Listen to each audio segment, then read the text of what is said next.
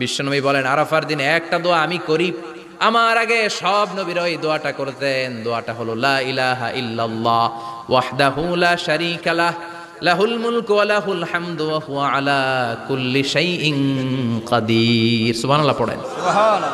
মুখস্থ আছে না দোয়াটা? এটা পড়বেন। বিশ্বনবী আরাফার ময়দানে এই দোয়াটা পড়তেন। তাহলে বোঝা গেল বছরের সব দিন সমান না। সব দিন সমান না। বছরের সবচাইতে শ্রেষ্ঠ দিন হচ্ছে আরাফার দিন। কোন দিন? এবার বলেন বছরের সবচেয়ে শ্রেষ্ঠতম রাত কোনটা? কদরের রাত। ইন্না আনজালনাহু ফি লাইলাতুল কদর। ইন্না আনজালনাহু ফি লাইলাতিল কদরি ওয়া মা আদরাকা মা লাইলাতুল কদর লাইলাতুল কদরি খায়রুম মিন আলফি শাহর। হাজার মাসের চেয়ে সেরা। ওই রাতে ইবাদত করলে